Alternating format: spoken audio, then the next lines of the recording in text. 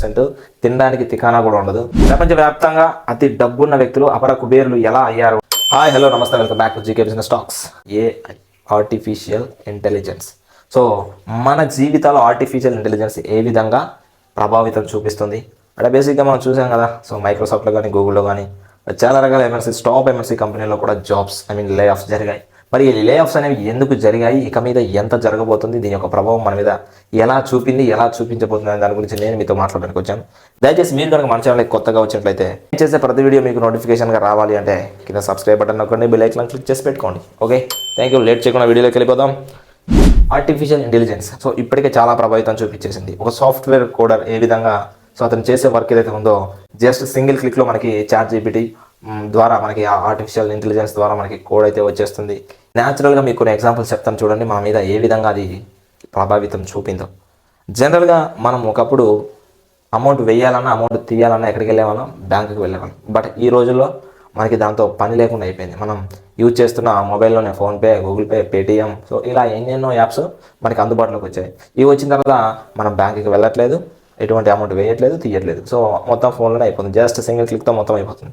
మరి ఒకప్పుడు బ్యాంకులో వాచ్మెన్, ఏటీఎం దగ్గర వాచ్మెన్ ఉండేవారు. మరి ఈరోజు వాచ్మెన్ తోటి కానీ ఎక్కడ కూడా పని లేదు, జస్ట్ సింపుల్గా సీసీ కెమెరాస్ పెట్టేసి చేసేస్తున్నారు కదా.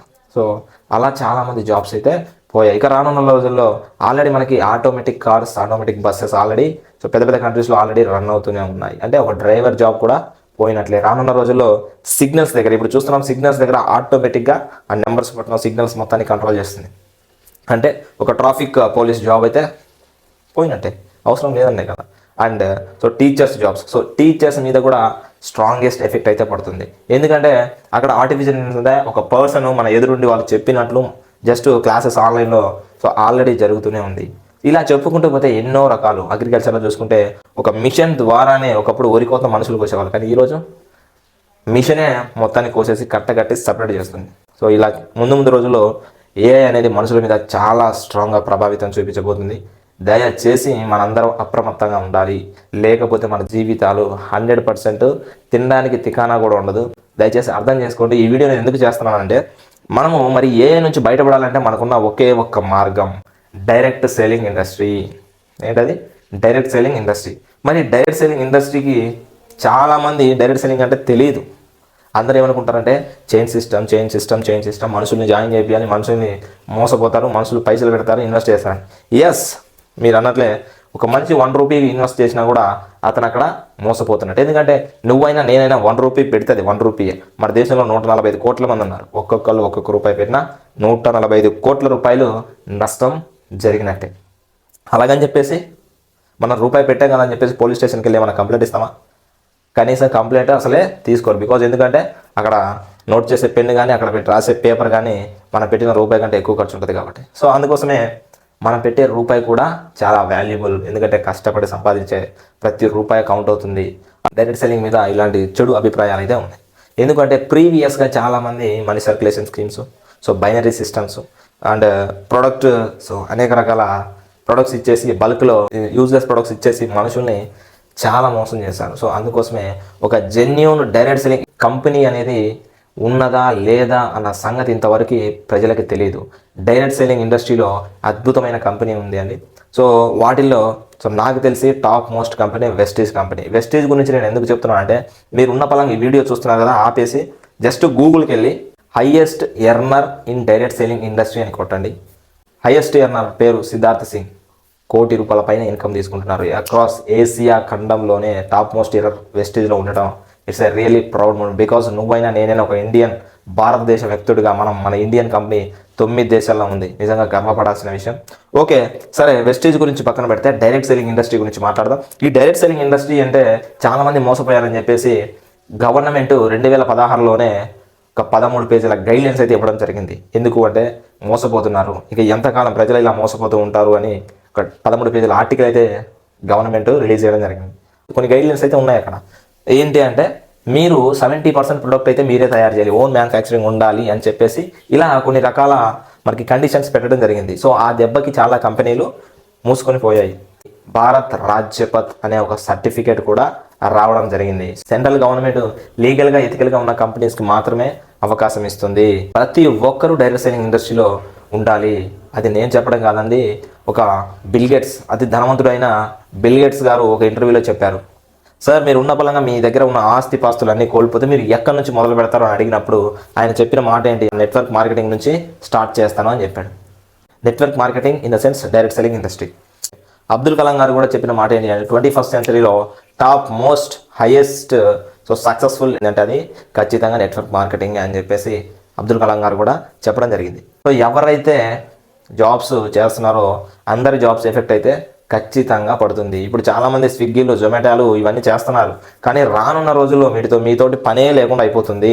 ఎందుకంటే అన్ని డ్రోన్స్ వచ్చేస్తాయి. డ్రోన్స్ వస్తే ఏమైతే ఆటోమేటిక్గా జస్ట్ అక్కడ అడ్రస్ ఎంటర్ చేస్తే డ్రోన్ డైరెక్ట్గా వెళ్ళి డెలివరీ చేస్తుంది. సో ఆలోచించండి, మనం ఎంత డేంజరస్ జోన్కి వెళ్ళిపోతున్నామో. అప్రమత్తంగా ఉండకపోతే 100% మనకి చాలా చాలా ప్రమాదం జరిగింది. సో నేను ఇప్పుడు మిమ్మల్ని ఉన్న బలంగా మీ జాబ్స్ మానేసి వెస్టేజ్ చేయమనట్లేదండి. సో డైరెక్ట్ సెల్లింగ్ ఇండస్ట్రీ అంటే ఏంటి? డైరెక్ట్ సెల్లింగ్ ఇండస్ట్రీలో వెస్టేజ్నే ఎందుకు చూస్ చేసుకోవాలని చెప్తున్నా. సో వెస్టేజ్లో ఒక మనిషి పుట్టిన దగ్గర నుంచి చనిపోయేంత వరకు ఏమైతే ప్రొడక్ట్స్ కావాలో అవన్నీ వెస్టేజ్లో దొరుకుతాయి. ఇవన్నీ న్యాచురల్ పద్ధతిలో దొరుకుతాయి. ఒక పర్సన్ పొద్దున్న లేచిన దగ్గర నుంచి brush, paste, shampoo, floor cleaner, అంట్లు తోముకునేవి, బట్టలు తుక్కునేవి, ఇలా ప్రతి ఒక్కటి, తలకి పెట్టే నూనె, బ్యూటీ కేరు, ఇలా ప్రతి ఒక్కటి మనకి దొరుకుతుంది. ఈవెన్ అగ్రికల్చర్ కానీ, హెల్త్ సంబంధించి కానీ, water purifier, air purifier, మెగ్ drives, ఇలా ప్రతి ఒక్కటి మనకి వెస్టేజ్లో దొరుకుతుంది. మనకి వెస్టేజ్లో ఉన్న ప్రోడక్ట్ ఏదైతే ఉందో ఆ ప్రోడక్ట్ మనుషులు మాత్రమే యూజ్ చేయగలరు, రోబోలు అయితే వాళ్ళేవుగా. సో ఇక్కడ విషయం ఏంటి అంటే మనకి ఇక్కడ మనం ఇక్కడ టీమ్ని జనరేట్ చేసుకోవాలి. నెట్వర్క్ మార్కెటింగ్ ఏంటి అంటే బిల్డ్ ద నెట్వర్క్. సో నెట్వర్క్ని అసెట్ చేసుకోవాలి. ఎవరైతే నెట్వర్క్ని అసెట్ చేసుకుంటారో సో పంచభూతాలకి ఎంత పవర్ ఉంటుందో నెట్వర్క్ మార్కెటింగ్కి అంత పవర్ ఉంటుంది. సో ఎవరైతే ఇన్ టైంలో నెట్వర్క్ని ఎక్కువ అసెట్ చేసుకుంటారో వాళ్ళకి 100% ఫ్యూచర్ ఉంటుంది. ఎలా అంటే నీ కింద ఒక ఎగ్జాంపుల్గా ఒక 1000 మంది ఉన్నారు. ఈ 1000 మంది ప్రతి సోపు వాడతారు, పేస్ట్ వాడతారు, షాంపూ వాడతారు, ఇలా ప్రతి ఒక్కటి వాడతారు.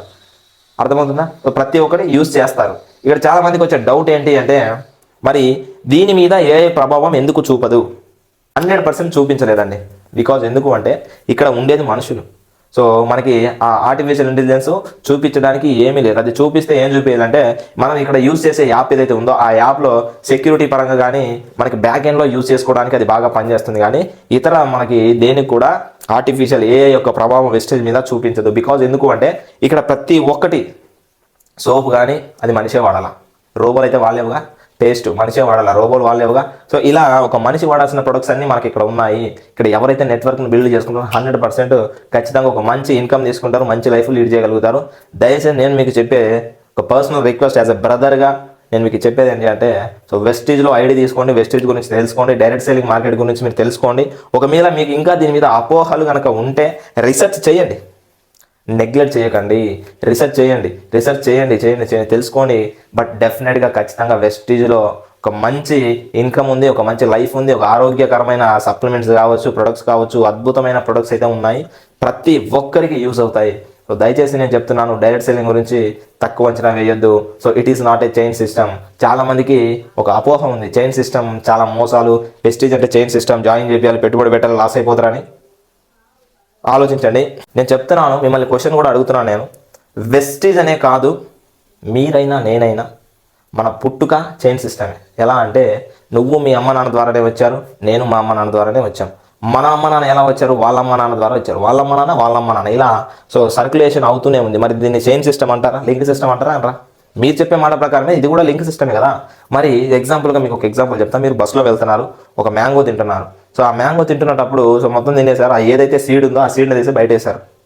సో అక్కడ ఏం జరిగింది? మళ్ళీ ఒక మొక్క మొలిచింది, ఆ మొక్క చెట్టు అయింది, చెట్టు ద్వారా ఫ్రూట్స్ వచ్చాయి, ఆ ఫ్రూట్స్ మళ్ళీ లోపల మళ్ళీ సీడ్ ప్రొడ్యూస్ అయింది. సో మళ్ళీ అది కూడా కింద పడి ఏదో ఇలా ప్రాసెస్ జరుగుతూ పోతుంది. ఈ భూమి మీద ప్రతి ఒక్కటి చైన్ సిస్టమే. సిస్టమ్ కరెక్టే, సిస్టంలో మోసాలు ఉంటాయి. ఒరిజినల్ 500 నోట్ ఉంది అంటే దాని డూప్లికేట్ కూడా ఉంటుంది, ఒరిజినల్ 2000 ఉంటే దాని డూప్లికేట్ కూడా ఉంటుంది. కాబట్టి సో అర్థం చేసుకోండి. నేను చేసిన ఈ వీడియోలో ఏమైనా బై మిస్టేక్స్గా ఏమైనా ఉంటే దయచేసి క్షమించండి. ఈ వీడియో మీకు నచ్చినట్లయితే సో మీ యొక్క అభిప్రాయాన్ని తెలపండి. ఒకవేళ మీరు వెస్టేజ్లో లేకపోతే వెస్టేజ్ గురించి తెలుసుకోండి. ఒకవేళ మీకు ఐడి కావాలంటే నా నెంబర్ ఇక్కడ ఇస్తున్నాను, అండ్ డిస్క్రిప్షన్లో కూడా నా నెంబర్ ఉంటుంది. దయచేసి ప్రతి ఒక్కరూ దీని గురించి తెలుసుకోండి. మీరు ఐడి తీసుకోకపోయినా పర్లేదు, కానీ దీని గురించి తెలుసుకొని మీరు అడిగేయండి. ఓకే, ఇక్కడ వరకు మీరు వచ్చారు అంటే ఖచ్చితంగా నా వీడియో యూజ్ అయింది అనుకుంటున్నాను. Thank you so much. జై హింద్.